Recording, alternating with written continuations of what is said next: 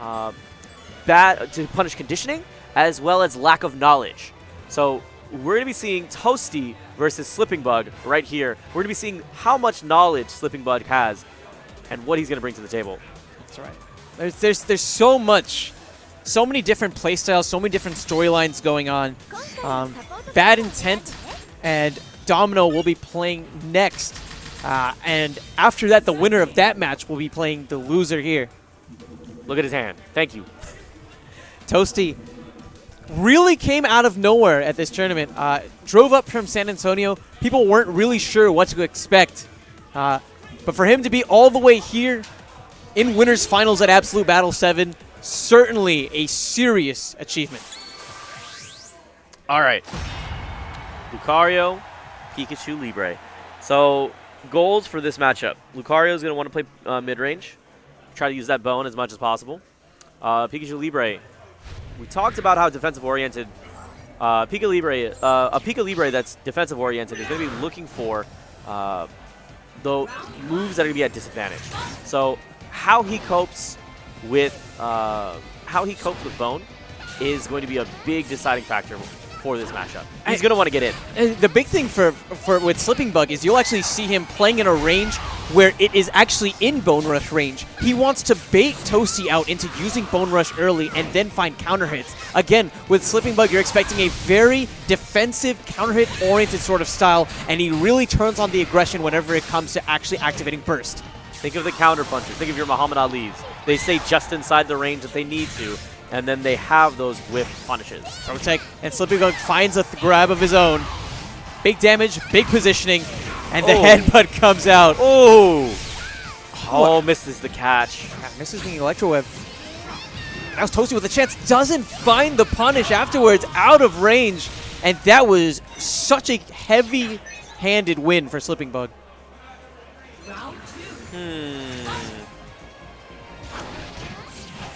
I would think it's safe to say that Slipping Bug took full advantage of that round and was pretty dominant. There was maybe a retort or two from Toasty that was worth noting, but the punish game from Slipping Bug was really what was of note. Now with the Jirachi support. Anti-air. Don't test him, Toasty. He's shown you that he can hit these consistently. Don't try again. This is going to be serious damage. Toasty has not been able to rack on much of anything so far in this round. It's been going abysmal so far. Look at the damage. That was like over half of the bar. That was ridiculous. Now we're seeing, back to this mid-range game, Toasty trying to see if he can open up Slipping Bug without taking any damage here. He's trying to go for that safe route. There's the counter. That's right. That just the throw tech again. And catching now with the Electro Bug. With the Electro Web. It's not charged up, but it still does go a long way from a damage standpoint. Toasty on the other hand, though. Ooh. I thought he was on the verge of making the comeback, but the wild charge says otherwise. Now 40 health left, while Slipping Bug is going to be forcing Toasty's hand here. This burst is all that he has left, but meanwhile, Slipping Bug building burst of his own. That's now active, but he ends up getting caught in the corner. What a comeback from Toasty. We saw complete control from Slipping Bug early on, but again, those final moments, and Toasty's able to clutch things out. I don't believe that happened. That was so good. You got to be respectful of the ranges. Lucario can close that gap so insanely quickly. Be respectful of the corner. This is the second time Toasty's taken you here and put on all this damage, dude. Yeah, Look at that. It's tough for Toasty, who has been taken to this corner so many times by Slipping Bug. Not to mention, oh gosh, hang on. Is there a punish? No. He went back. Okay, he jumps back, says, I know you're going to push your button. I know you're desperate. I know you haven't hit me once yet. And here's the retort. Just waits. Again, second time. He's doing it. Anti-air whiffing there. Usually Slipping hits those. I want to say I believe in the comeback, but I look at the burst bar and I just don't see it happening. Slipping Bug looks like he may be on the verge of closing this match out. There's only a single chance left now for Toasty if he's going to make the comeback happen. And just, again, Slipping Bug just standing just outside of the range of that Bone Rush. He would be content to just let it go to time and force Toasty to come towards him. And look at him, he's actually building burst because Toasty isn't going for the Bone Rush. When he was using the projectiles, just countering them, just building up the burst meter. Done. He counters them, and that's the finish. And that's what it's all about. Again, just such a defense-oriented sort of style. He's playing in a way where you feel like your only option is something like Bone Rush. And whenever you go for it, he's a step ahead of you because he knew that that was all you had left to go for. Defensive-oriented players are very smart at forcing you to feel like you have to press a button. And then from there, they've already had the counter or two other setups already thought through. And looking at Slipping Bug, I can't help but think of Daigo versus Justin Wong, right? Sure. Where you're basically playing at a range where you're like, come on, go ahead, give me some fireballs. Go ahead, no problem. Waits. There's the counter. Great job extending the combo here. Tries to set up another one. Ooh, puts him on his heels. Another one here. Slipping Bug. It's the usual offense we're seeing, just in a different form. Previously, it was about the big punishes, putting him against the wall. Now it's finding those strings and counterattacks. Toasty now trying to see if he can force some sort of initiative, but Slipping Bug quick to pull the trigger on the burst. Here's the damage potentially. Yes, connects it. It's going to be scaled, so I don't believe it'll be enough to end the round right now. It won't, but it'll be damn close. So he has one or two more hits at this point that he needs. That's one. Where's two? It looked like he was going for two, but you're seeing Toasty now going for some anti-air options based on the approaches Slipping Bug has been taking. There's two. Okay. Winner's final sets, of course, going to be 3 out of 5 here. Yes.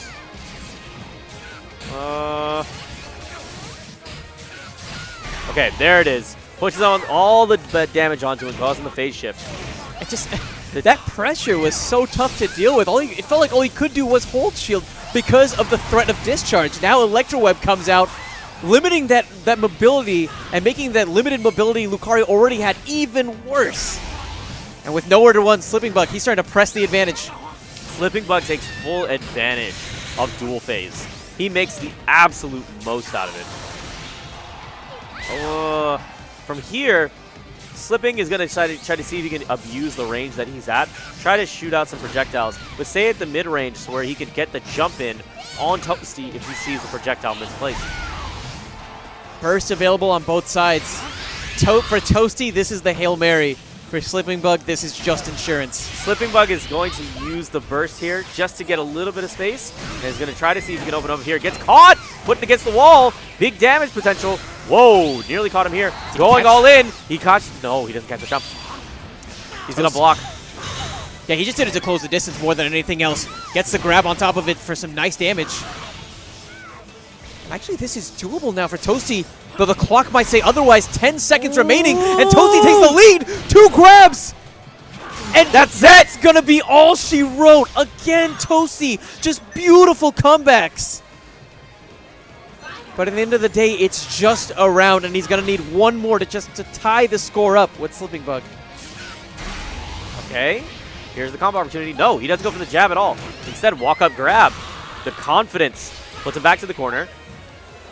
He's trying to call out Slipping Bug. He's saying, you know, you're playing a defense-oriented style. You're throwing out paper often. I have scissors just for that. Ooh, there's it. Okay, he puts him back to the corner. But look at this, Toasty. He knows Slipping wants to get in. He knows Slipping's trying to make the hard call, and he just does it here. Yeah, and that's the thing. Slipping knew that Toasty was going to go for the Bone Rush again and ends up getting the counter attack as a retort. Just the mind games from both players. The adaptation on both sides is phenomenal to watch. Walk up grab? No. Ooh. Gosh, the wrestling call is so good. All right. Tries to put him in frame advantage here. There it is. He's not going to drop this. He hasn't dropped it yet. He tries to go early into it instead of going for the other additional headbutts. He wants to reduce scaling. Question is, does this finish? I don't know if it does. It definitely does. 2-0 right now for Slipping Bug. He is on match point. Man, Lucario is just for you. What's for you? It seems like something he would do whenever during the timeout, during the Alpha Series. Yeah, dude, I got like call-outs. I got the references. All right, man. Where are we going?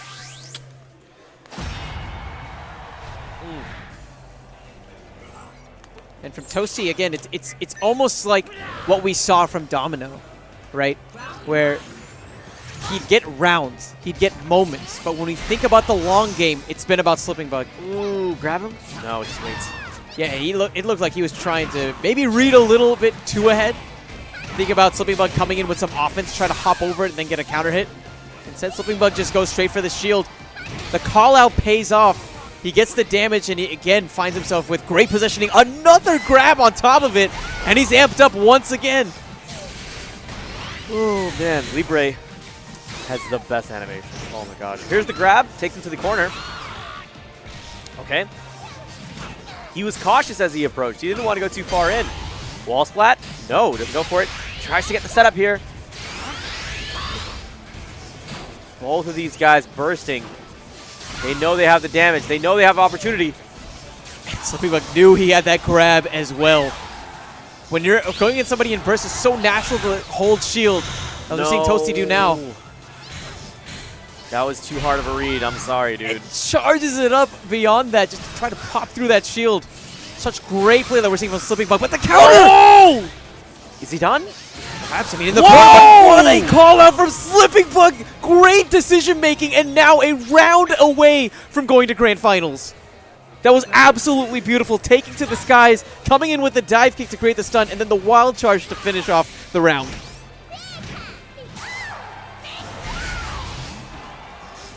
All right. Oh, keeps the shield frame advantage.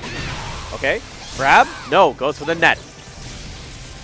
He's going to net him some damage here. Puts him into the wall. The phase shift is coming. He's going to try to chase him down. And it's going to be so easy now. Lucario with that, again, very limited mobility. That was such long range, though, Justin. And Jirachi stacking up the buffs along with the attack buff. This could be all she wrote. I think he's done. I think he just might be. Slipping Bug has made it to Grand Finals. With style, with that shooting star press. Gosh. What a finish. What a finish. The aggression that was there. Let me put it this way. The aggression that was shown and the defensive maneuvers that were there was a perfect yin and yang there, right? But the punishes is what we really want to talk about. Yeah, when I think about burst utilization overall, I have to hand it to Slipping Bug. Easily. I mean, of course, it makes sense that we do as well. When we look at his gameplay style, so much of it is geared around just building burst and making the most of the damage potential that you unlock with it. Not only that, though, consider his positioning. Multiple times that we saw him consistently use burst or push the opponent to the corner, and from there he had all the headbutts lined up, multiple strings of them, and then knowing when he's going to stop early and go straight into burst, as opposed to letting the hit stun scaling really take over and take advantage of the situation. And with the composition that he's choosing from a support standpoint, because Libre gets the buffs as she's getting in the round, getting the grabs, etc., those stack up. So you see Libre with the attack buff initially, but then when you call Jirachi and you have the burst buff, those stack together as additional multipliers. So it's only fitting that those bursts do so much damage whenever they connect. And believe me, Slipping Bug had a near flawless connection rate whenever we talked about burst attacks. Well, Slipping Bug definitely downloaded his opponents pretty quickly. He's on that Fios game, and now as a result, he's